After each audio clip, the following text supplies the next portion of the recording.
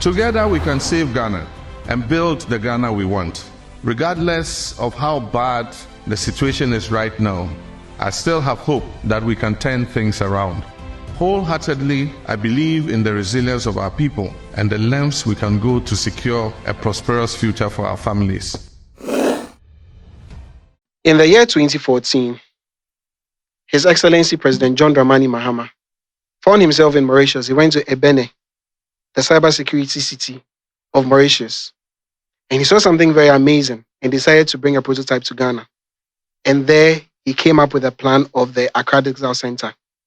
That was supposed to be a prototype, and a bigger one was supposed to happen at Dawa in case he wins the 2016 elections. Unfortunately, he couldn't win. As part of his plans and his bigger visionary agenda, he decided to come up with a program called the OMCP, which is to have 1 million coders program, to have a 1 million coders program, where 1 million coders are going to be trained. That was for the 2020 manifesto. He's reiterated that in his 2024 message. Funny enough, that same message has been copied by his closest opponent, Dr. Mahmoud Bawumia. Today, on the Ghana We Want conversation, we are here to discuss the Ghana We Want, particularly about the 1 million coders program. And I have here with me Irama, who is actually a computer engineering student. She's actually in the computer engineering field. And also I have Salia, who is also an electrical engineering student and is also in the electrical engineering field. Both of you are in the engineering space, right? So it's perfect to have both of you discuss this. I'm very elated to have you here. Welcome to the Ghana We Want Conversations. My name is Caleb Toxler. Hi, Irama, how are you doing? I'm good. You? Very, very, very fine. Salia, how are you doing? I'm just managing the economy stuff. So the economy stuff, eh? Yeah. So engineers are not, the engineering is not engineering. It's not engineering. It's not engineering at all. It's not. Because the person, but funny enough, you know, the irony about all this thing is you have someone who is supposed to handle the economic situation in our country currently. That's Alhaji Bawumia. He's the head of the economic management team. So he's more like the engineer of the economy. More so. Mm-hmm. So he's a field economist and a field engineer. If he was in your class, you would have given him an F, right? Yeah. Great. Oh. An I.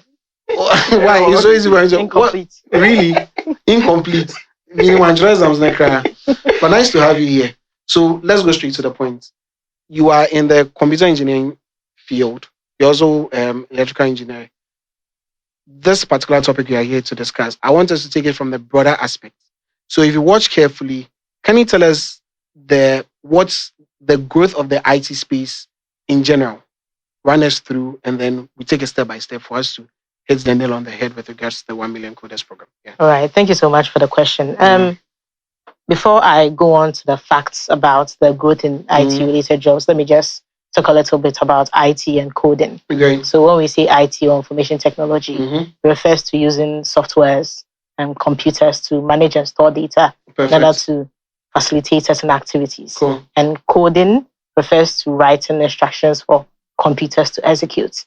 That is, you need coding to facilitate anything IT. So without the codes, it means you can't really do much on the computer. Exactly. It means even turning on your computer and everything, it's got to be coding. Exactly. Wow. For example, on your Apple device right now, for you to access certain softwares, the IT specialist, or let me say the software engineer, who are basically coders, will have to write some instruction, then convert it into a mobile app for you to be able to use. Ooh, okay. So basically, that's what the coding is. Rudimentary, like that's like basic. the building block. Building block. Okay. Yeah. So without the coding, you'll not be able to get what you are seeing. Exactly. Okay, exactly. So there's that. And one thing is for sure, currently, companies, businesses, schools, hospitals, everybody's trying to employ some form of technology in their day-to-day services. Great. So according to statistics from 2022 to 2032, we expect to see about 4.7 million people employed in that sector due to its rapid adaptation. Worldwide? Yes, worldwide. So there's a huge number. And if I'm not afraid, I'll say... So if it's 4.7 and we're able to... NDC comes to power, we have the 1 million coders program. It means that 1 million chunk is going to add up to that 4.7. It means Ghana alone is going to add up 1 million. It's going to make it 5.7. That's a huge number. That's a huge number. So looking at the growth and the trend in the growth, if anyone is looking for economic development, that is any country is looking for economic development, the IT sector is one sure way to go about it. That makes perfect sense. And what are the trends, the current trends? You mentioned how vast it is. So what are the trends we have in our IT sector at the moment? Oh, so the IT sector is always evolving. I can talk of a trend today and tomorrow will be different. But then currently we have something like machine learning, where in the past, everything you want a computer to do, you have to manually do it. But now the computer itself is able to learn on large sets of data and able to mimic human behavior. So that's why we have the artificial intelligence coming in AI. Exactly. We have now ChatGPT, which has revolutionized learning. You don't have to go to Google and have to make sure every information is correct. ChatGPT can give you some all-inclusive information. And it is still learning. It will get better. It will get perfect, more perfect, if I'm to use that word. So, yeah. And Salia, let me come to you. You are also in the engineering space. Exactly. Can you run by us the current state of IT we have in Ghana now? Okay. What's like the current state, from where you sit, if you go through everything, what are the trends we have currently in our system? Okay, let me just start by the access to internet. So from available data as of January 2024, we had close to 70% of Ghanaians having access to the internet, which translates to about 24.06 million people out of the 30.8 million people we have. So that's like a huge number. Most Ghanaians have access to the internet. And also, as reported by the Speed Test Global Index, Ghana actually has the fastest internet speed in the whole of Africa, with a speed of about 53.28 megabytes per second. So this tells you how robust our internet speed is. So I want you to break down that for us. Okay. What does it really mean? The per second and everything you've mentioned, I don't really understand. You're in the engineering field. I'm not really into the engineering. I don't think lots of engineers will be watching. So just break it down. Then we take it from there. Let me just start with a mobile app. For example, WhatsApp. You see, if you go on Google Store or App Store and you are trying to download WhatsApp, it has a story. Some of them I think is about maybe 60 megabytes. Some of them is 1.2 gig. So assuming that you download it with Ghana's internet speed, it means for every second you'll be able to download 53.28 megabytes of that particular app you're trying to download. Okay, so if it's a 2 gig, you'll be doing 53 of that per second. Exactly. So it means within the shortest possible time, you're able to have access to the mobile app you are downloading on App Store or Play Store. Makes perfect sense. That's why you go to some countries, when you are downloading something, it takes like 5 seconds and you are done. You're done. But when you come to Nanakum, it takes a very long time. Yeah, makes sense. So John Dramani Mahama, our flag bearer for this year's election, having realized that he had a vision to roll out the 1 million codex program, actually started putting in place some measures to ensure that when the 1 million coding program is finally introduced, it will have the necessary resources and let me say the infrastructure to run on. So he did a lot of investment when it comes to the IT sector in Ghana here. Yeah. That's what even contributed to we having the 70% access rate and also the fastest internet speed in the whole of Africa. So let me just start with some of the investments he made. I don't know whether you would like to come in. Oh, yeah, feel free. Okay. So let me just start with the fiber optics programs he actually initiated. So he realized that most Ghanaians didn't have access to internet, especially those living in the rural area. So he had this initiative where he termed the 1,000-kilometer rural fiber optics program.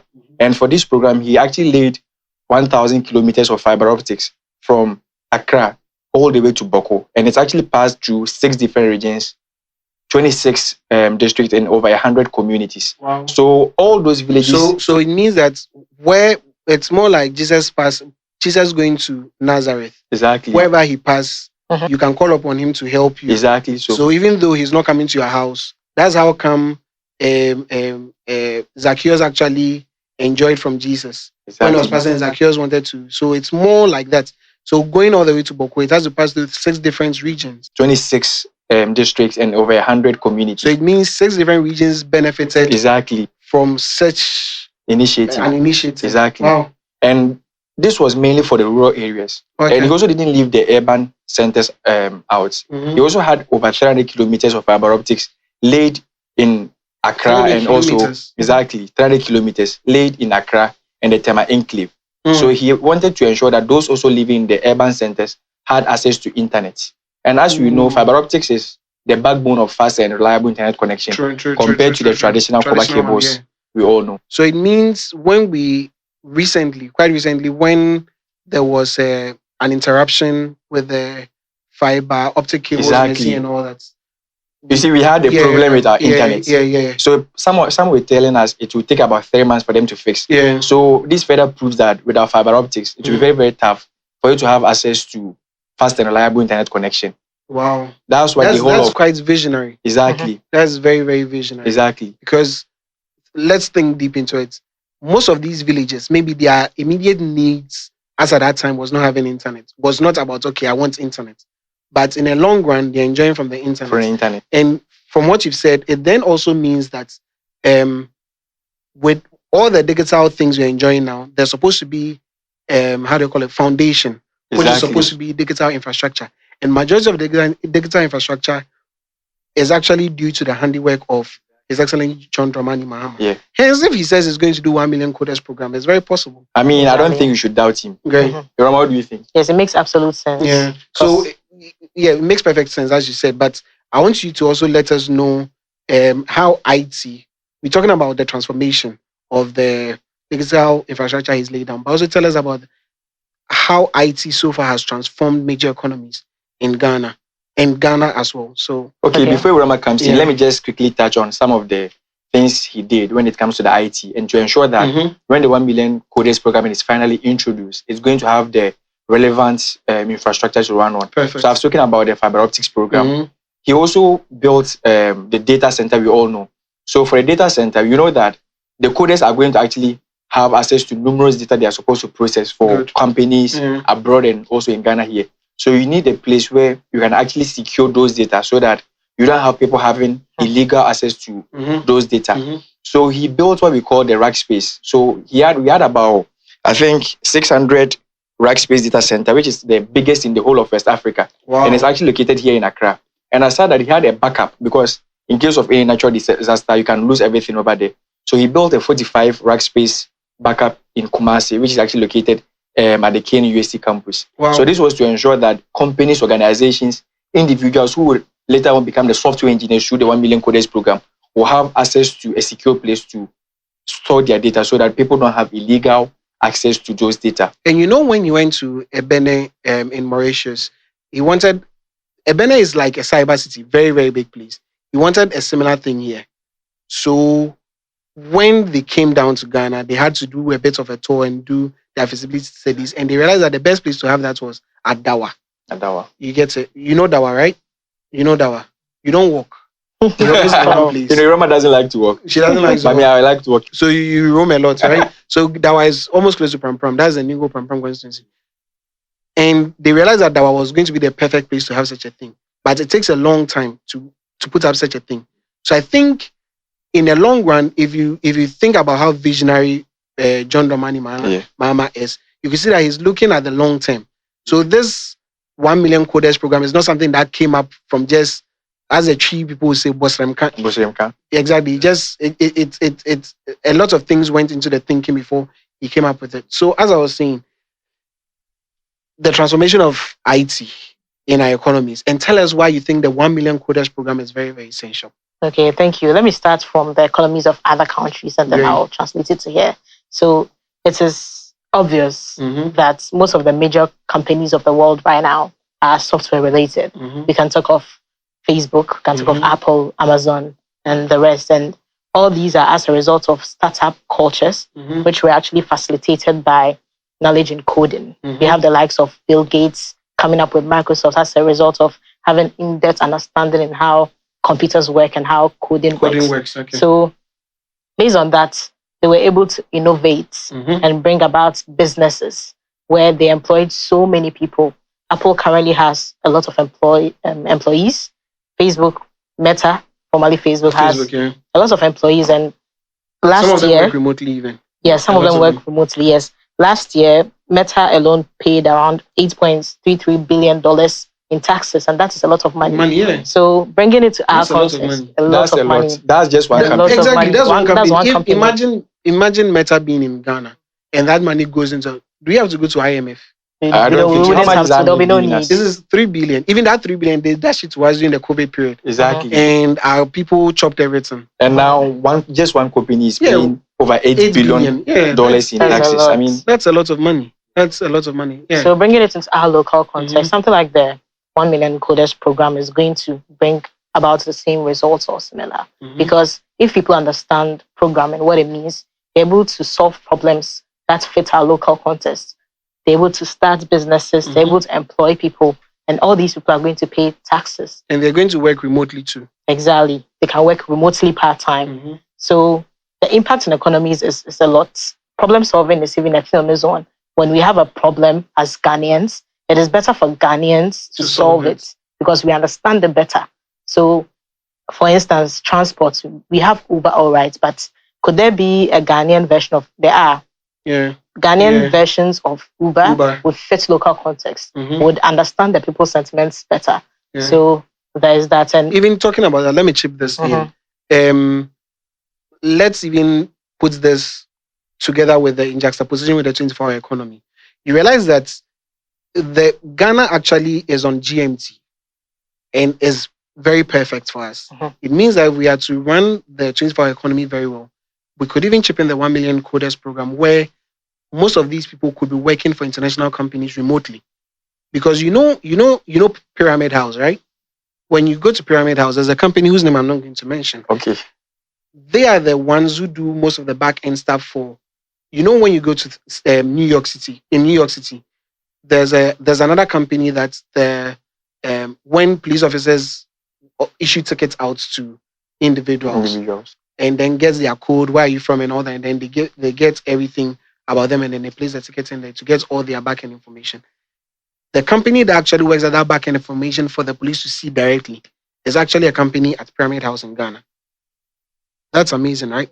So just imagine, as you made mention of the fact that without coding, we can't do a lot of things even on our computers, even on our phones. It means that if we have these 1 million coders, it means it's not like a program where you see the way the MPP ran their NAPCO program, right? Where, we are employing a lot of you, go onto the streets. Then come out. It's not going to be like that. It's going to be very intentional to the extent that even they can even benefit through the 24-hour economy, where, let me even talk about the our client engagement departments around the world, where customer service will call over the phone, etc., etc.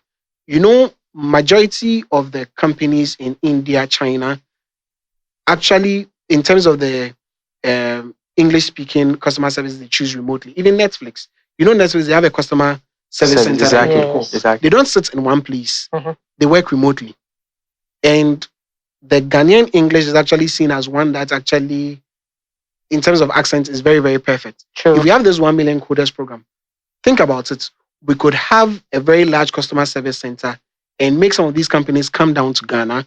When they come down to Ghana, they hire our own people. They work on the back end of some of these things and then employ some of their people because you get it. Exactly. So it has a very good ripple effect. Absolutely. Yeah. Yes, it does. Yeah. And I think it's one of the things we have to be very, very excited about. Especially with the young people. Oh, yeah. Because if I use phone and all that, and I could work remotely and all that, I think it's the perfect thing. So I come to you, Salia. How do you think, I'm going to ask you the same question. What advice will you give in the engineering field? How should a 1 million coders program be run? I mean, the 1 million coders program, right? So what I would say is, one, we should, or when James is finally sworn in as the president 2025. in 2025, January 7, he should partner with the tertiary institutions we have in Ghana here, especially like Ken, UST, Legon, and most of the tertiary institutions we have here. So from my school, we do have summer break, and I believe most of the tertiary schools do have. Which is maybe they have, it's not called summer break. A long break. Let me say a long break. Vacation. So usually they start from May, June to about August, September. So it's like 3 months. This is actually intense.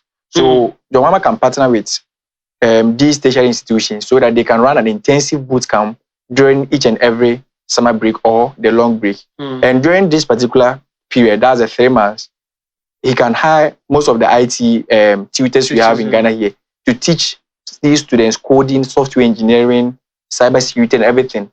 And I don't know, these students will come out successfully, be their own employees, because now they have the soft skill to actually work for companies. So it means people are getting employed day in, day out. And that's one suggestion I think I would give. Okay. Before I come to my own suggestion, I want to say a little bit more on what Sarah said. So talk to us. When we go to school, we have people who are studying, let's say, computer science. And we have others who don't study anything related to that. Such programs would help students who want to transition into another field, get to learn and see if that is for them. Then they're able to hop on. If not, perfect. Yes. Makes perfect sense. So, as Alia said, one thing about doing something is to realize that you may not always have all the resources you need to make it possible. So, I think government-private partnership would be one of the ways that this can, because there are organizations right now who do similar things, boot camps, etc. Even ALX. Yes, ALX. We have Visa Academy, Women's Haven, Suronko Academy. All these people are already doing this. They have the people. They have, let's say, the resources. They have the experts. So if the government is to fund them, help them do it on a large scale, help them open multiple branches, they will be able to work together and target more people. And these people who come from diverse backgrounds. One of the perks of IT-related jobs is you don't need a degree. You don't need to have gone to study computer science. But you know math. Absolutely. I mean, you don't want to do. But you can learn. If your math is very bad, then Charlie. Yes, that is true. But you don't need a degree. Okay. You don't need any form of qualification in the traditional sense. So a lot of people can be targeted. People who want to transition from other jobs, people who want to start something new, people who just want to try things out, or people who don't have jobs at all can take advantage of this. And I think taking advantage of that will mean that it's good that if you don't have a degree, you could go by it. It means when the free SHS policy is actually made better and people don't get the chance to go to the university, they could take advantage of the 1 million coders. The 1 million coders program, go into it. And I think I like the private-public partnership suggestion you brought about. This is actually going to ease a lot of burden from government in terms of funding. Exactly. And some of these private companies could actually hire some of these people remotely or even physically in the long run and take the burden of government. And you see our unemployment rate has actually gone up to 14.7. It could come down to maybe a 10. Yeah. And that's huge. That's huge. That's just one initiative. Exactly. That's just one initiative. And it's very, very huge. It's not going to be like NAPCO, where after 2 years we say, oh, we can't take you again. Because these are soft skills. Yes. Some of the people finish NAPCO and you ask them what they've actually learned. Zilch.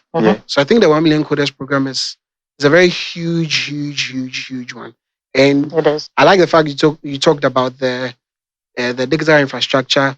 It's very clear now that, okay, so someone puts up so even the Ghana card we even see around that they make a lot of noise about is actually due to the digital infrastructure put together by John Mahama. Exactly. I think we even talk about that one time when I'll call you. So you come and then we talk. I think Toxel has already spoken about the job creation. I just wanted to touch on it a little bit and also talk about how it impacts the economic growth. So with regards to job creation, as you are well aware, we currently have an unemployment rate of about 14.7%. That's huge. That's huge. Compared to what was in 2016. Exactly, less than 8% or so, right? And more than 1.3 million youths in the age bracket 15 to 35, who actually comprise of about 38% of the total population, are actually unemployed. True. So this paints a very grim picture of how youth development is in the country. So with regards to the 1 million coding program, these youth are going to have the relevant soft skills for them to actually work for industries, organizations. Very true. I don't know, they earn enough money to take care of themselves. Even talking about earning let me not cut you. Talking about earning, one of the reasons why we have a lot of people leaving the country is because they feel whatever they are earning here is not really worth enough. So just imagine that someone works working as a coder or even a software engineer. The person is going to actually maybe apply for jobs online, be working for another company outside remotely. And the person is not going to be paid in cedis, but in dollars or in pounds or euros. And that's a lot of money. Exactly. And to make sure the person doesn't leave the country to earn that. And the person will spend that money in here. You get it. So that's in addition, there was going to be a very positive economic growth. That's when you look at our economic growth figures, it's going to be really positive. Because we have a lot of people working in the country. So this means there will be enough taxes for the government to actually accrue and use for social development programs and development. So I think at the end of the day, we are going to have a very vibrant economy. A very vibrant economy because day in, day out, people are working, people are paying taxes to the government and all that. Just look at the US. If you go to Silicon Valley, that's like arguably the One biggest tech hubs in the world. We have the likes of Google, Facebook, all of them, Apple, etc. So these industries or organizations have helped created millions of jobs. They've driven innovation. They've actually contributed a lot in terms of US GDP. So imagine a situation where Ghana also gets there. So it means we are going to have some of these tech companies, tech giants in Ghana. So Ghana, maybe they could even be stationed in Ghana for the rest of Africa. Exactly. You get it. Like the African quarters in Ghana. We are also going to have a lot of investors because now Ghana will be on the map. Everyone will know Ghana. So it means we'll have a lot of investors visiting the country, investing in the country, and help. And let me just add this before we take our concluding remarks. You know where the AFCFTA building is? African Center for what's the name? The AFCFTA. The Free Continental. The Free Continental. Free trade. You know the building. The building in there was actually built by Mahama. That's you get it. And the facilities in there is one of the reasons why the AFCFTA brought their headquarters down to Ghana. So it makes a very perfect sense. So I'm taking your concluding remarks. Irama. Let me hear from you. Remarks. So we have said a lot. We've spoken about IT. We've spoken about coding. We've talked about how they have the ability to transform economies, how they have the ability to contribute to problem solving and innovation and entrepreneurship. But this 1 million coders program will not be a possibility if come December 2024, you do not go out and massively vote for John Mahama. Yeah. So I'm taking your final thoughts, sir. Okay, I think Roma has already summarized everything. We've spoken a lot about the 1 million coding program, and it wouldn't see the light of day if His Excellency John Mahama doesn't win the December 7th election. So I'm just appealing to the youth in this country that they should embrace his policies, especially the 1 million coding program. It's something that has a very laid down procedure that he's going to follow to achieve its objective. He has a master plan. Baumia copied from him. Exactly. And he has a master plan. Baumia doesn't understand that program. So thank you so much for making time with us for this episode of the Ghana Wants Conversation on the 1 Million Coders program. We want to get your thoughts on whatever we discussed so far. Don't forget that if you want change, you have to effect that change by voting on the December 7th for John Mahama. See you next time. All the best. Bye.